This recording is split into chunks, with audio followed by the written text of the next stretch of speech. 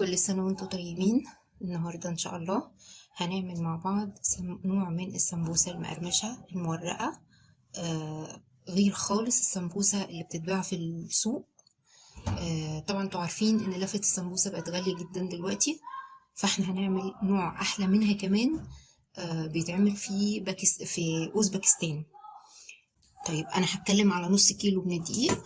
انا اخدت نص كيلو من الدقيق، حطيت عليه معلقه صغيره الاول من الملح، معلقه صغيره ملح، وحطيت عليه معلقه كبيره او باكو من البيكنج باودر. النص كيلو ده هحط عليه معلقتين كبار من الزيت. يبقى حطيت هنا نص كيلو دقيق، عليه معلقه صغيره من الملح، عليه معلقه كبيره من البيكنج باودر. قلبت كويس المواد الجافة مع بعض، وبعد كده ضفت معلقتين كبار من الزيت، معلقتين كبار من الزبادي، معلقة كبيرة من الخل. هبدأ أقلب كل ده مع بعضه، وبعد كده هنبتدي نعجن بالمية الدافية، وممكن نستبدلها بلبن دافي أو فاتر، يعني سخن شوية عن مية الحنفية في الصيف. تمام، ما تكونش مية سخنة قوي ولا مغلية، وما تكونش في نفس الوقت برضو مية باردة.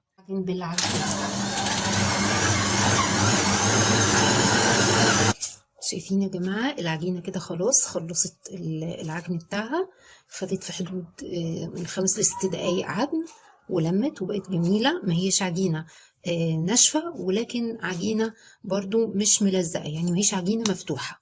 خلاص العجينة دي هسيبها ترتاح معايا في حوالي نص ساعة. زي ما انتوا شايفين كده دي العجينة اهي. بعد ما سبتها نص ساعة ترتاح، هعملها زي الرول كده بالشكل ده، وهقسمها ل 16 قطعة. كل اللي انا هعمله ان انا هبتدي اجمعها كده وهكورها مع بعضها بالشكل اللي انتوا شايفينه ده اهو. زي ما شفتوا انا كده خلصت تقسيمهم، عملتهم 16 قطعة زي ما حضراتكم شايفين كده. غطي عليهم واسيبهم كمان 10 دقايق، ونرجع بقى عشان نبتدي نشكل ونحشي ونشوف هنعمل ايه. بعد ما سيبنا العجينة تستريح 10 دقايق هنبتدي نشتغل فيها. بحتاج علشان اورق العجينة بحتاج مقدار من النشا. المقدار ده طبعا مش مقدار محدد، يعني احنا بنقدر كده ايه بنورق بالنشا لحد ما العجينة معايا تخلص، اللي هم 16 قطعة. هنشوف مع بعض دلوقتي هنشتغلها ازاي بطريقة سهلة جدا وبسيطة ومتاخدش اي مجهود. يلا بينا. هحط جنبي هنا طبق زي ده كده، طبق فاضي كده، عشان هبتدي كل واحدة هفردها هحطها هنا. يعني هتفهموا اللي اقصده لما هتشوفوني وانا بشتغل دلوقتي. اهو دي الطبقات بتاعتي اهي يا جماعة، كلها دول 16 طبقة اهو زي ما انتوا شايفين كده. خلاص كلهم متورقين بالنشا، كلهم واخدين بينهم وبين بعض نشا بعض. وببتدي بس بايدي الاول كده اظبط الوضع اهو بالشكل ده، وكل ما احس ان في واحده او طبقه هتسبق الطبقه التانية بحاول اظبط، عشان النشا بيخليهم يتزحلقوا من على بعض، فلازم كل شويه اظبط الوضع اهو. شايفين بالشكل ده؟ بفرد بايدي الاول، ايدي الاول هي اللي شغاله. هبتدي ادي بس رشه نشا خفيفه فوق الوش، وهبتدي بالنشابه. وبرضه وانا بفرد بالنشابة اكون يقظة ان انا كل شوية اشوف الطبقات اللي سبق ارجعه تاني. يعني ايه الخطوة دي مهمة جدا اهو. هفرد كده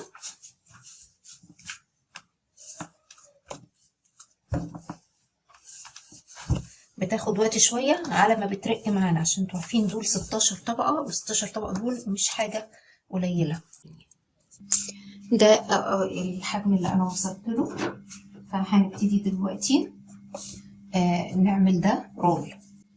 على فكرة ممكن تتعمل حلوة وممكن تتعمل حادقة، يعني العجينة دي ممكن تعملي الكمية دي وتقسميها جزء تعمليه حلو وجزء تعمليه حادق، كل واحد بقى حسب هو حابب ايه. طيب العجينة دي ممكن نفرزها طبعا، ممكن تعمليها وتحشيها وتقفليها وتقفليها في أطباق وتدخليها الفريزر، وقت ما تحبي بتطلعي منها ترصيها على طول في الصينية وتدخليها الفرن. كده هنبتدي نقطعها.